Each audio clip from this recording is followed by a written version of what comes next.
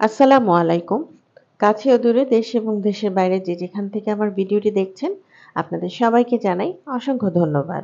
আশা করি আপনারা সবাই ভালো আছেন। আমরাও আলহামদুলিল্লাহ ভালো আছি। ইতিমধ্যে আপনারা জেনে গেছেন যে আমি আমার বাসা থেকে আম্মার বাসায় মানে ঢাকায় ঘুরতে এসেছি।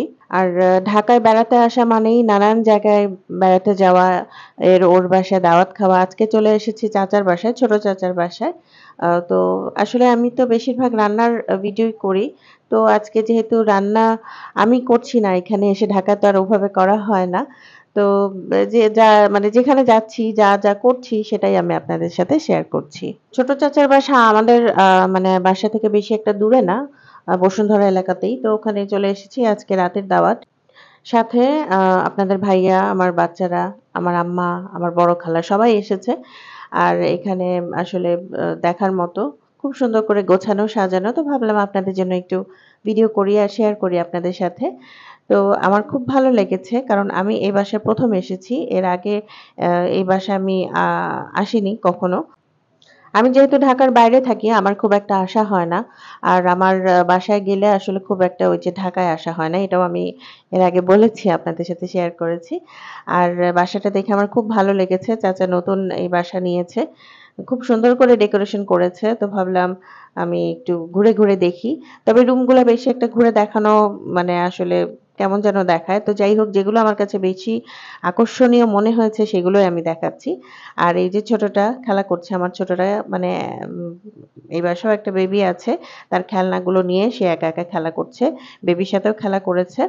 তো এর ফাঁকে, ফাঁকে দেখি যে খাবার দেয়া হচ্ছে টেবিলে।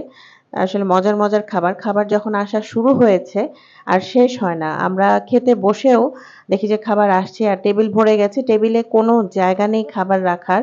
তো লাস্টে যেই ডিশটা আসার কথা সেই মানে ডিশটা আর আসতে মানে টেবিলে আর রাখতে বলিনি। কারণ টেবিলে যেমন জায়গা হচ্ছে না, পেটেও সেরকম জায়গা হচ্ছে না। মানে এত মজার, মজার খাবার, তার চেয়ে বড় কথা প্রত্যেকটা খাবার খুবই মজার। আর আমরা খুব এনজয় করেছি।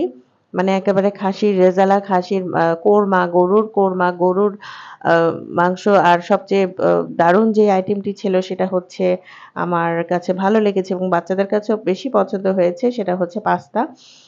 পাস্তাটা সবাই খুব এনজয় করেছে। তবে আমি প্রত্যেকটা খাবার এনজয় করেছি। শুধু যে পাস্তা তা কিন্তু না। আ পাস্তার আসল যে মজাটা সেটা হচ্ছে এই যে এরকম টান দিলে উঠে আসবে চিজগুলো। তো এটাও আমরা খুব মজা পেয়েছি। আর খুব মজার, মজার আচার ছিল।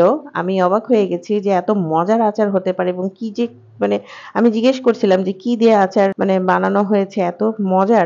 আসলে সস টাইপের আচারগুলো আমি ১ম খেয়েছি।